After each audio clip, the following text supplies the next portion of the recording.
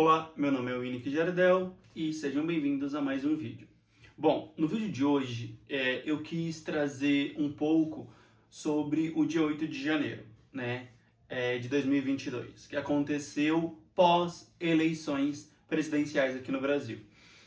Para falarmos do dia 8 de janeiro, que foi uma tentativa de golpe de Estado que ocorreu aqui no Brasil, precisamos voltar um pouco antes, Desde quando começou as eleições, que foi levantado a suposta fraude nas urnas eletrônicas. Para quem não sabe, as urnas eletrônicas é um meio de votação a qual não tem acesso nenhuma à internet, são totalmente analógicas e que, quando elas são inspecionadas e tem qualquer tipo de alteração, a urna inteira é descartada. Quando vamos falar da eleição que aconteceu ali no ano de 2021, que foi uma eleição extremamente complicada, extremamente conturbada, nós temos duas polarizações. Nós temos a esquerda e temos a direita, Ambos os governos totalmente distintos um do outro, A gente não tinha um meio termo, não tinha uma válvula de escape, não tinha uma terceira opção. A gente tinha dois partidos. A gente tinha o partido do PL e tinha o partido do PT. Ambos com muita força em território nacional. O que acontece? Quando aconteceu a eleição e aí teve aquela virada, e o Lula assume o primeiro lugar e ele ganha a eleição por uma diferença até que significativa, as pessoas de direita e de extrema direita não aceitaram o resultado da eleição. E aí alegaram fraude. O que eu acho muito engraçado é que as mesmas urnas que deram a vitória para o Bolsonaro também deram a derrota. E quando deram a vitória não houve fraude, mas quando deu a derrota foi uma fraude. O que é muito conivente para as pessoas que são coligadas, que apoiam esse partido. Mas, caminhando para frente, assim que o atual presidente da República, o Luiz Inácio Lula, ganha e fica decretado que ele foi o ganhador, começam movimentos imensos aqui no Brasil de pessoas de direita, extrema direita, pedindo para invocar o artigo 142 da Constituição. Para quem não sabe, o artigo 142 usa as Forças Armadas do Brasil, como Marinha, Aeronáutica e Exército, para garantia dos poderes aqui no Brasil. É como se o presidente convocasse eles para legitimizar o Estado Democrático do Brasil, Todavia, esse movimento da internet começou, a internet que teve muita força em relação a isso, tanto a fake news, como isso foi uma fake news também. Pessoas falando, nós temos que invocar o artigo 142, até então o Bolsonaro era ainda presidente da República, não pode falar sobre isso, porque senão ele pode sofrer um impeachment.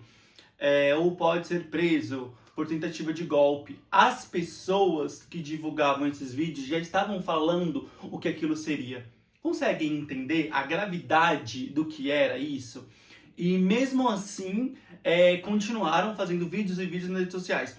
Quando o presidente, até então, tinha perdido a eleição, ele tinha ali um pronunciamento para fazer sobre a derrota das eleições. E ele foi se pronunciar mais de 40 horas depois, o que é muito estranho de se acontecer, porque não é um tempo hábil que os presidentes atuais têm ali para se pronunciar sobre a perca das eleições, que não vai atuar mais o mandato, Em comunhão a isso, havia uma série de vídeos e pessoas protestando nas redes sociais, pessoas de direita, extrema direita, que o Bolsonaro ficasse em silêncio por 72 horas, que isso ia significar que eram para eles ir para as ruas, para eles irem protestar, porque foi injusto, e assim foi feito. O Bolsonaro ficou em silêncio.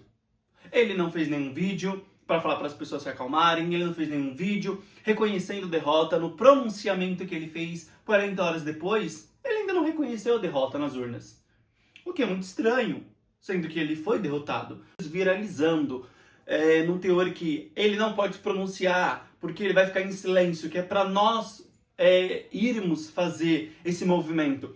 Ele não se manifesta.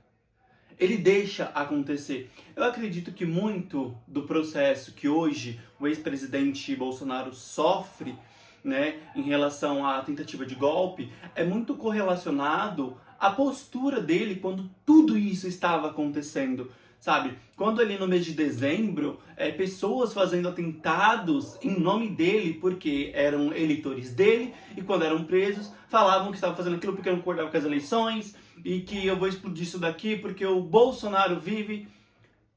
É incabível ele ver tantas coisas acontecendo, envolvendo o nome dele, e ele não se pronunciar e falar, olha, eu não concordo com isso. Eu não acho isso correto. Vocês têm que parar. Eleitores, meus eleitores, parem com isso. Porque isso não está correto. Mas ele não se pronuncia. Ele não fala, sabe? Ele meio que indaga o que as pessoas estão falando e proclamando nas redes sociais, algo verídico. O que é muito estranho. E aí a gente vai pro dia da posse. Entra aí o ano, né, se virou, entrou o ano novo e o Bolsonaro se recusa a passar faixa e vai para os Estados Unidos para não passar essa faixa. O que é muito estranho. É muito estranho. Uma pessoa, além de não reconhecer a derrota que sofreu nas urnas, sai do país para não passar a faixa. Né? Isso é muito feio, para se dizer o mínimo. E chegamos no fatídico dia 8 de janeiro. Eu lembro desse dia porque foi um dia que eu estava trabalhando, trabalhei bastante. E por volta das 6, 7 horas da tarde, no meu serviço não tem televisores, então eu entrei ali nas redes sociais, num break que eu tinha, e eu vi que estava acontecendo ações de depredação em Brasília. E eu fiquei sem entender muito bem aquilo, eu falei, quando eu for embora eu consigo entender melhor o que está acontecendo. Indo embora, eu lembro da cena de ver reportagens e reportagens sobre a tentativa de golpe. Sim, porque foi uma tentativa de golpe, não foi um golpe. Porque se fosse um golpe, hoje eu nem estaria aqui falando sobre isso, né? Não existiria uma democracia hoje em dia se o golpe tivesse se consumido. Por isso foi uma tentativa. Por isso o Bolsonaro responde por uma tentativa de golpe. Porque se fosse consumado, ele não teria processo para responder. Não existiria processo para responder. Estaríamos falando de uma forma bem diferente, né? Então foi uma tentativa de golpe. Eu vi imagens e vídeos, eu fiquei extremamente triste com o que tinha acontecido. Eu lembro que eu tinha ingressado na faculdade de Direito, tinha cerca de 2 anos, 1 ano e meio, e ver o STF destruído, apedrejado da forma que foi. Para quem não sabe, aqui no Brasil a gente tem as instituições, né? São os 3 poderes. As pessoas sempre escutam falar dos 3 poderes: legislativo, executivo e judiciário. O judiciário é como se fosse a mente, a cabeça central, a peça central, sabe? É o órgão de maior respeito e autoridade num país. A gente está falando da Suprema Corte, do Supremo Tribunal Federal, o nome já fala, ele é supremo, sabe? Então, ver que aquilo aconteceu daquela forma me trouxe uma sensação de impotência, uma sensação de por que as pessoas fizeram isso? E por que pessoas apoiam isso? Por que pessoas defendem o que aconteceu? Porque daí veio aquela onda de apoiadores do antigo governo falando sobre isso. Ai, não, tinham pessoas infiltradas de esquerda, isso daí foi arquitetado, foi pago, sim, foi arquitetado, foi pago. Por quem? É a pergunta que não quer calar. Hoje, no dia de hoje, ainda acontece todo o inquérito, toda a investigação, todo o julgamento das pessoas que estavam envolvidas nessa tentativa de golpe. Ainda não se solucionou. No decorrer desse processo, pessoas de alta patente da polícia, do exército, do governo anterior foram exoneradas dos seus cargos. Cargos esses que são muito difíceis de chegar.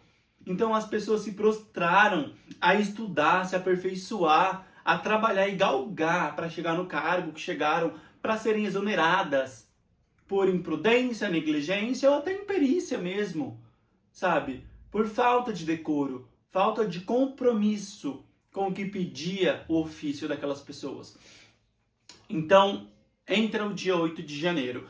Eu lembro que foi por volta ali das 8 horas da manhã, aquele acampamento em frente ao quartel lá de Brasília estava tomado de manifestantes. Havia uma ata, né? E nessa ata que foi feita, proibiam a entrada dos manifestantes ali na esplanada de Brasília, né? Onde ficam todos os polos importantes. Havia uma ata que proibia com que eles adentrassem, com que eles descessem. Então eles não poderiam passar das grades.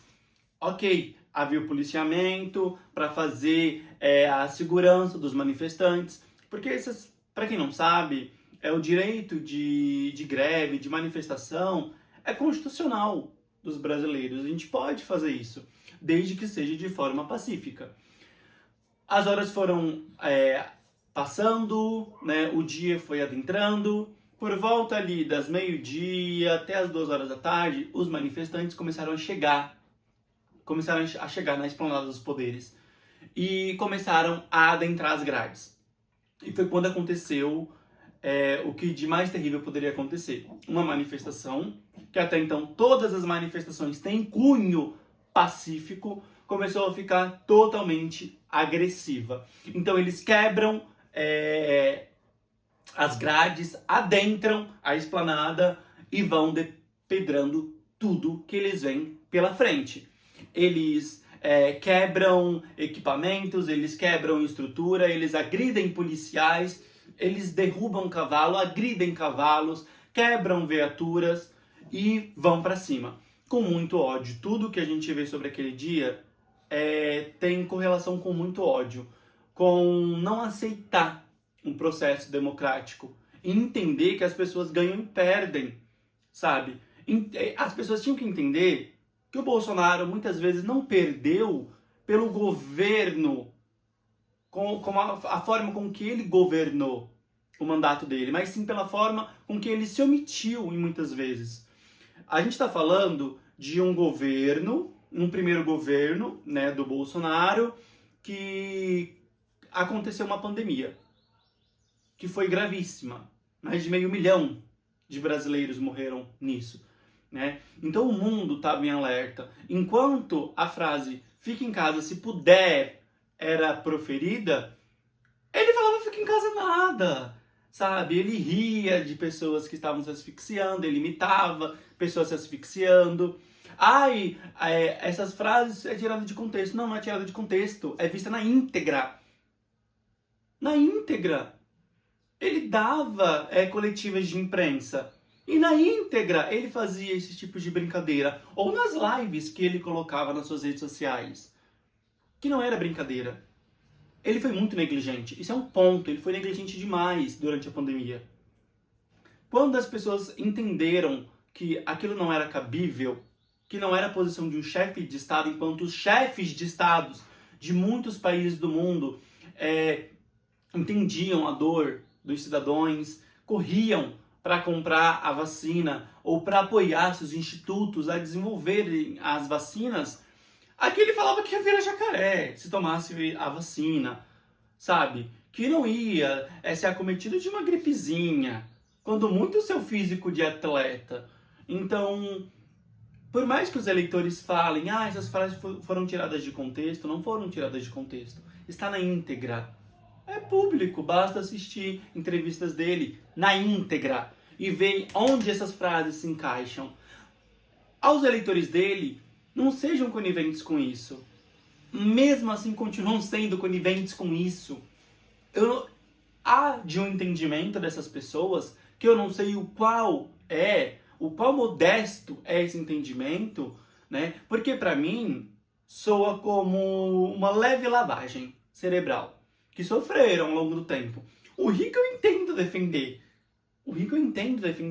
Ele quer continuar com o monopólio dele, com as riquezas dele. O pobre eu não entendo defender. O gay eu não entendo defender. O negro tão menos defender. Por que as classes minoritárias defendem? Não é para defender. Mas porque eu não concordo com o governo do PT. Tudo bem, você não precisa concordar com o governo do PT. Você só não pode apoiar um governo que é contra a sua existência. E ponto final. E aí começam a depedrar, quebrar tudo que vem pela frente, entrar. E aí os chefes que estavam no Brasil, presente naquele momento, começam a pensar no que iriam fazer com relação àquilo. O presidente da República, o Lula, até então não estava em Brasília, né? Ele tinha ido fazer uma viagem com a primeira-dama, Janja, e no retorno passaram em Araraquara, que tinha acontecido um desastre natural na via principal de Araraquara, havia 6 mortos, né? E aí eles foram lá prestar condolências e ver o que poderiam fazer para ajudar. Ele estava assumindo o mandato. É mais que a cara dele ir até lá. Sabe, falar, opa, eu sou o presidente, estou assumindo agora, vim aqui ver o que está acontecendo, vim dar o apoio para vocês, como que a gente pode tratar das famílias e tratar dessa obra para acontecer o mais rápido possível. Nisso, começam-se as notícias a acontecer. Por quê? Gente, existe ali na Constituição o direito de permanecer calado para não gerar provas contra si mesmo. Mas o que essas pessoas faziam? Pegavam os celulares e se gravavam. Estamos aqui, é tudo nosso, vamos quebrar, fora Xandão, fora Lula. Gravando provas contra si mesmo. E isso em timeline, em tempo real, nas redes sociais, explodindo, bum, bum, bum, bum, bum, muitas informações. Caminha-se o dia, né? Os guardas que estavam, os policiais que estavam operando naquele dia para fazer a guarnição, para fazer a proteção de todos os prédios que estavam ali em Brasília, não foram o suficiente, mas claro que não seria o suficiente, não tinha guarnição adequada para aquilo. Quando se vai acontecer uma manifestação que vai reunir cerca de 5.000 pessoas, porque mensagens, né, da BIM com responsáveis até ali pela guarnição, pela proteção, né? Porque para quem não sabe, quem faz a proteção não é o poder federal, né? É o estadual. Mas cadê o governador? E aí começam-se uma série de questões muito problemáticas. Muito problemáticas. Eu destaquei alguns trechos e eu vou ler aqui com vocês, tá bom? Vamos lá. Numa série de acontecimentos, Lula estava em Araraquara, né? Havia uma ata que proibia a entrada das pessoas na esplanada dos poderes ali no âmbito do Congresso, né? A tropa de choque não conseguia seguir fazendo a proteção, porque eles tinham cerca de 30 policiais no seu efetivo para conseguir barrar. Policiais que foram chutados, foram agredidos, né? Tiveram sua integridade física totalmente lesada. O que me traz uma sensação de injustiça muito grande foi a forma com que tudo aconteceu. Sabe, eles terem entrado em muitos prédios, terem depedrado, terem roubaram um livro da Constituição, né? Quadros, obras de artes, né, do Bucão foram quebradas, os prédios, e as pessoas falavam, né, mas é o direito deles, mas também é o meu direito de não ter aquilo quebrado. Porque se for falar de impostos, também paga impostos, sabe? Não é algo que é só daquelas pessoas, é algo que é meu também. Todo o andamento e a depedração que as pessoas estavam fazendo, isso, né, ali o Flávio Dino, que teve um papel fundamental nisso, já estava na sala dele, vendo muitas coisas acontecerem, tentando acionar a polícia, tentando acionar os responsáveis dos órgãos, que não estava. Tem um documentário, né, que é feito pela Globo News, se eu não me engano, que é sobre o dia 8 de janeiro, né? E ali eles pontuam muito bem essa ligação. Quem ligou para quem tentou falar com quem. Sim, existiam pessoas responsáveis que estavam ali, né? Ou que deveriam pelo menos estar ali, né? Quem não estava, quem foi negligente, quem não fez o papel que deveria ter sido feito, sofreu com a CPI, né? E foi exonerado dos cargos, o que está correto por não fazer a sua função de ofício. Ali o Flávio Dino ia ser nomeado interventor, mas em dezembro ele tinha recebido a nomeação, se eu não me engano, para senador, algo assim. Então ele não poderia ser interventor, porque a nomeação dele, ela tinha um limite até onde poderia alcançar, né? Então, se ele fosse interventor, ele teria que abrir mão da nomeação dele. E aí foi nomeado um outro interventor, né? Se eu não me engano, era um secretário. E daí começou um processo de discussão muito grande, né? A polícia chegou, conseguiu apaziguar toda a situação, retomar todos os prédios, prenderam mais de 2.000 pessoas. No fundo, o entendimento era que os manifestantes, não que eles iam tomar os prédios e iriam morar lá, iriam ficar lá muito tempo, não, né? Mas eles iam fazer isso para ter uma intervenção possivelmente da GLO, que é a Garantia da Lei e da Ordem, né? Isso acontecendo naquele momento era basicamente o Lula pegando o mandato dele e entregando e falando, tá bom, as Forças Armadas assumem a partir de agora. E era justamente isso que no fundo as pessoas queriam, que as Forças Armadas assumissem. Opa. Mas não foi entregue a GLO. Tanto que no documentário é dito que a Janja teve um papel importante nisso, porque ela ouviu e ela falou, olha, a GLO não. Porque a GLO é basicamente você entregar o seu mandato. A polícia tem que fazer o trabalho dela.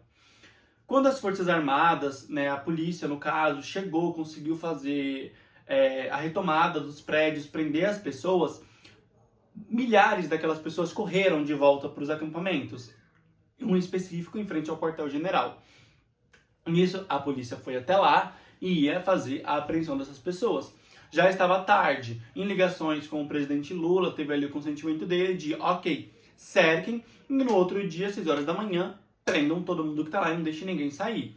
Só que em contrapartida disso, enquanto a polícia fazia o cerco deles em volta do acampamento, soldados do exército e tanques de guerra começaram a se posicionar.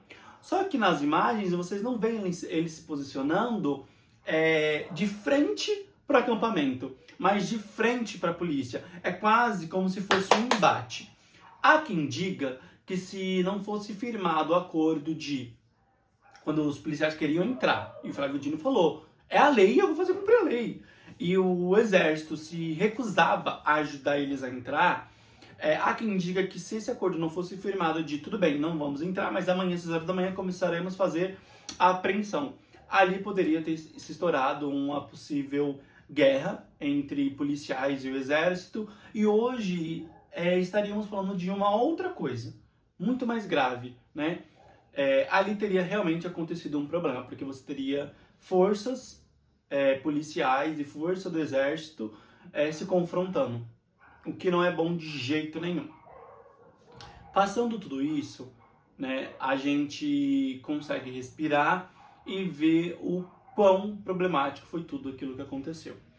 Estamos falando de milhares de pessoas, não foi 1.000, 2, 3, não, foram milhares de pessoas que foram para manifestação, que não foi uma manifestação, não teve nada de pacífico.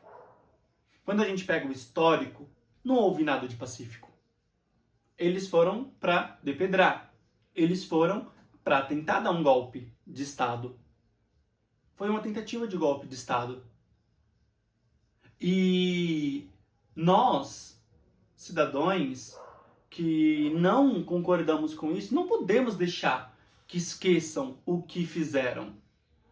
Nós não vamos esquecer o que fizeram. Eu falo por mim, eu não vou esquecer. Foi um ato antidemocrático absurdo. Foi absurdo. Sabe? Como fizeram, da forma que fizeram. Agora por trás teve pessoas que financiou, teve altas patentes que deliberou, que facilitou, que ajudou. Enquanto tudo isso acontecia. Hoje, quase não se fala disso. Quase não se fala disso. Há quem se pergunta, mas quem é o culpado? Não existe um culpado. Uma tentativa de golpe é formada por milhares de pessoas. Não existe uma que é culpada. Mas prenderam fulano ou não prenderam ciclano? As pessoas não se dão o trabalho de ler os autos de um processo ou de ver informações de 2, 3 meios de comunicação diferentes. Vêm recortes em redes sociais, procuram o que elas querem procurar, que indaga o que elas estão vendo, e para elas é o suficiente. E muitas vezes nem é verídico, sabe, o que elas estão vendo, mas elas decidem acreditar naquilo. Então, quando a gente fala de uma democracia, uma soberania que é o Brasil, é uma loucura pensar que isso aconteceu há tão pouco tempo. E que ano que vem tem eleições novamente. E como vão ser as eleições? O que vai acontecer nessas eleições? A gente não sabe. Olha o que aconteceu nas últimas eleições, né? Então, aqui é a primeira parte, gente, do 8 de janeiro. Eu pretendo fazer uma sequência de vídeos em relação a isso, trazendo nomes, apontamentos de quem foi exonerado, por que foi exonerado e como está o processo hoje em dia e qual será a resolução final. Até então, Bolsonaro segue inelegível até 2028. Pessoas de alta patente foram exoneradas de seus cargos